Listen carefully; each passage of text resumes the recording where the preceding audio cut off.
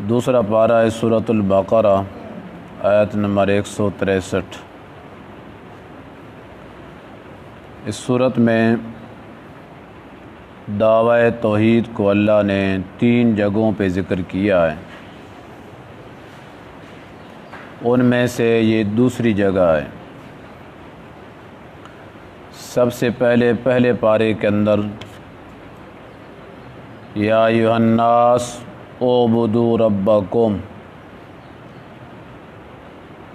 اے ساری کائنات کے لوگوں عبادت کرو صرف اپنے رب کی۔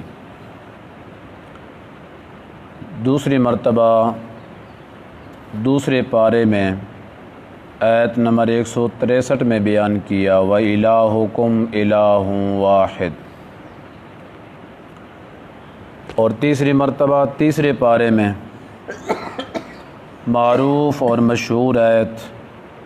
آیت الکرسی میں اللہ نے بیان کیا اللہ لا الہ الا ہو الحی القیوم۔ پچھلی آیت کے ساتھ اس کا ربط یہ ہے کہ ان لوگوں کا اللہ نے ذکر کیا ہے جنہوں نے حق کے مسئلے کو چھپایا ہے اور اللہ نے ان پہ لعنت برسائی ہے۔ تو ان مسائل میں سے سب سے اہم مسئلہ، سب سے بڑا مسئلہ وہ مسئلہ توحید ہے۔ تو مسئلہ توحید کو واضح طور پہ بیان کرنا واجب ہے اور اس کو چھپانا حرام ہے، اور یہی وجہ ہے کہ یہود و نصارہ کے علماء نے جس طرح اور مسئلوں کو چھپایا ہے اس میں مسئلہ توحید کو بھی چھپا گئے، چونکہ توبہ کا بھی ساتھ ذکر آیا ہے کہ جن لوگوں نے توبہ کر لی اور اپنی اصلاح کر لی اور آگے بیان کیا مسئلے کو، اللہ کہتے ہیں اگر آپ سچی توبہ کرنے والے ہیں اور سچی اپنی اصلاح کرنے والے ہیں تو پھر مسئلہ توحید کو بیان کرو تاکہ ہمیں پتہ چل جائے کہ واقعی آپ نے سچی توبہ کی ہے۔ اب بھی جو مسئلہ توحید کو چھپا رہا ہے سمجھو کہ اس نے توبہ نہیں کی ہے۔ وَإِلَٰهُكُمْ إِلَٰهٌ وَاحِدٌ، بس دو الفاظ میں اللہ نے بیان کر دیا، معبود تمہارا معبود اس کائنات میں صرف ایک ہے۔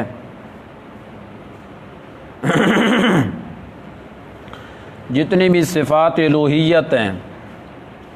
معبود بننے کی جتنی اوصاف ہیں، جتنی صفتیں ہیں، وہ صرف ایک اللہ میں پائی جاتی ہیں۔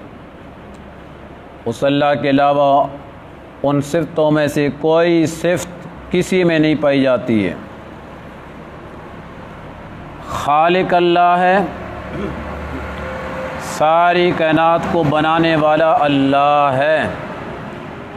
اور بنا لینے کے بعد مالک اور حکمران بھی اللہ ہے، اور اس کائنات کو باقی رکھنے میں رازق بھی اللہ ہے،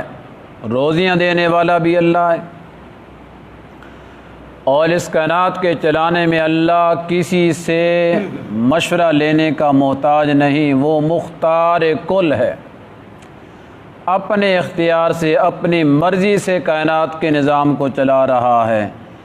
کوئی اللہ کو پوچھنے والا نہیں۔ قادر علی الاطلاق ہے، اللہ اپنی مرضی سے جو چاہتے ہیں وہ کر گزرتے ہیں، اور ہر کام کے کرنے پہ پوری قدرت رکھتے ہیں۔ دنیا میں کوئی ایسا کام نہیں جس کا اللہ ارادہ فرمائے اور وہ نہ ہو سکے، ایسا کوئی کام نہیں ہے،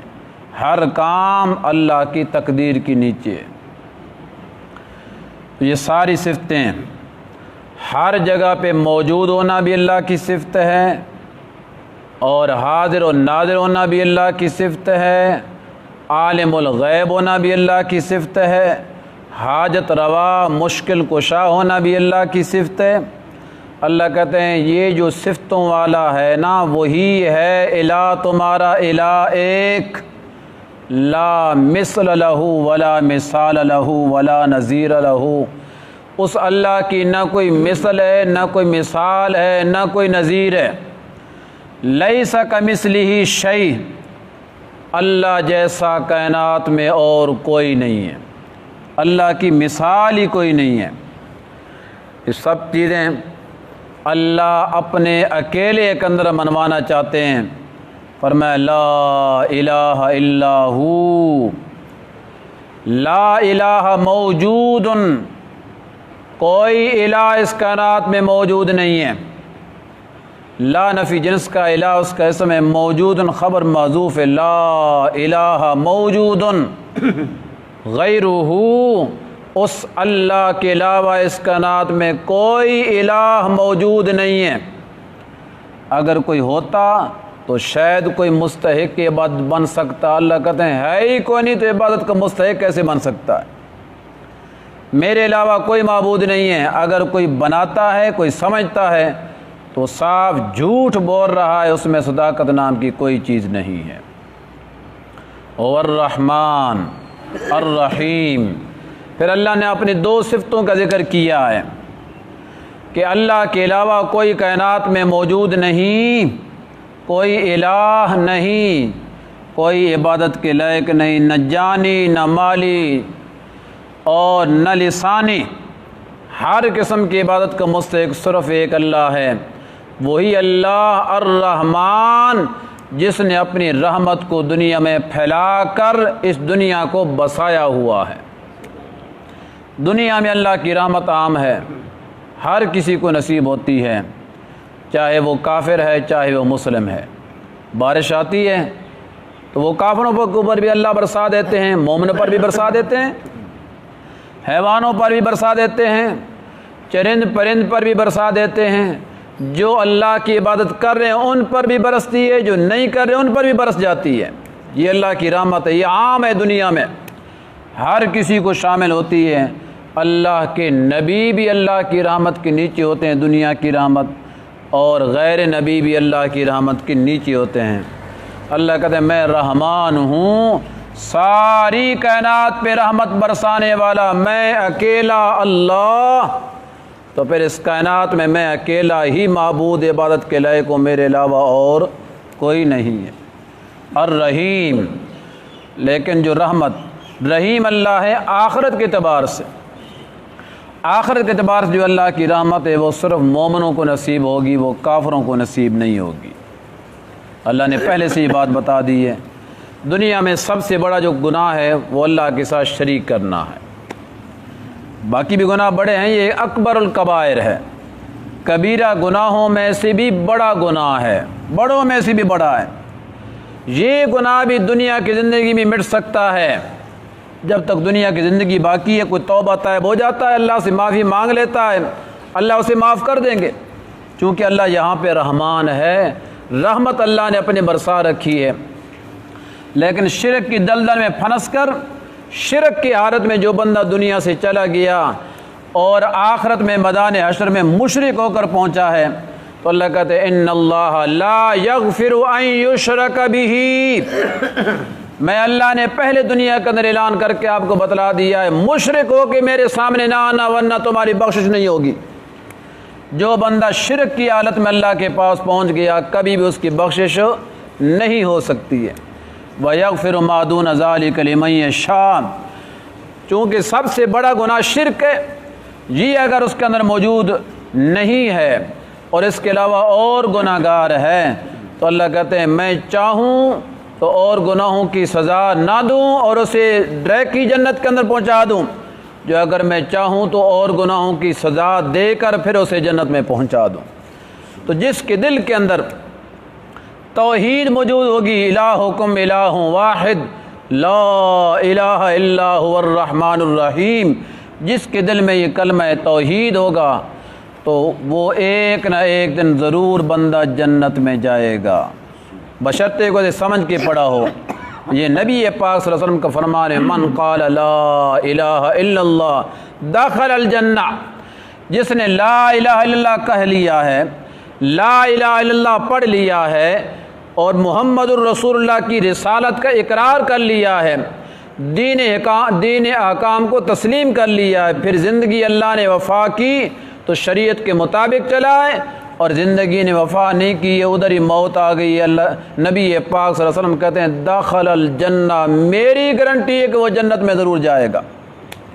تو جس بندے کے دل کے اندر توحید ہے، جتنے ہی گناہ گار کیوں نہیں ہے، وہ ایک نہ ایک دن ضرور جنت میں چلا جائے گا۔ لیکن اگر شرک کی بیماری لے کر آ گیا نا، تو پر بڑے سے بڑا چودھری کیوں نہیں، ابو جہل جیسا، تو کبھی بھی اس کی بخشش نہیں ہو سکتی ہے، اس کے لیے معافی نہیں ہو سکتی ہے۔ اللہ کہتے ہیں قیامت کے دن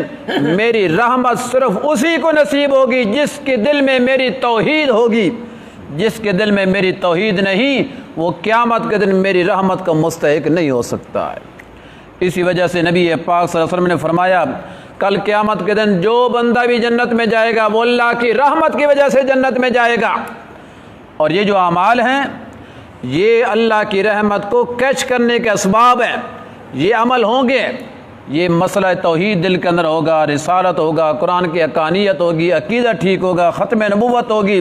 یہ مسئلہ دل کے اندر عقیدہ ٹھیک ہے، عمل بھی ٹھیک ہے، یہ اعمال اور یہ عقیدہ اللہ کی توحید کو، اللہ کی رحمت کو کیچ کرنے کا سبب ہوگا۔ تو نبی پاک صلی اللہ علیہ وسلم نے فرمایا کل قیامت کے دن کوئی بندہ اپنی ذاتی اعمال کی وجہ سے نہیں جنت میں پہنچ جائے گا، اللہ کی رحمت کی وجہ سے جنت میں جائے گا۔ اور پھر صحابہ نے آپ صلی اللہ علیہ وسلم سے پوچھا یا رسول اللہ کیا آپ بھی اپنے عملوں کی وجہ سے نہیں، آپ بھی اللہ کی رحمت کی وجہ سے جنت میں جائیں گے؟ تو آپ صلی اللہ علیہ وسلم نے فرمایا ہاں میں بھی اللہ کی رحمت کی وجہ سے جنت میں جاؤں گا۔ جن جن پہ اللہ قیامت کے دن رحمت برسائیں گے وہی جنت میں جائیں گے، اور ان پہ اللہ کی رحمت ہوگی جن نے اللہ کی توحید کو اور رسول اللہ صلی اللہ علیہ وسلم کے ختم نبوت پہ ایمان رکھا ہوگا وہی رحمت کے مستحق ہوں گے، اور جنہوں نے اللہ کی توحید کو نہیں مانا ہے اور ختم نبوت کے مسئلے کو نہیں مانا ہے وہ کل قیامت کے دن اللہ کی رحمت کے مستحق نہیں بن سکتے ہیں۔ دعا یہ کریں کہ اللہ تعالی ہمیں اپنی توحید پہ پکا رکھے، اللہ ہمیں استقامت نصیب فرمائے، اور اسی مسئلے کے اوپر اللہ ہمیں موت نصیب فرمائے، اور ختم نبوت کے عقیدے پہ پختہ رہنے کی توفیق عطا فرمائے، مرتے دم تک اللہ اسی پہ استقامت نصیب فرمائے۔ الحمدللہ رب العالمین والعاقبۃ للمتقین۔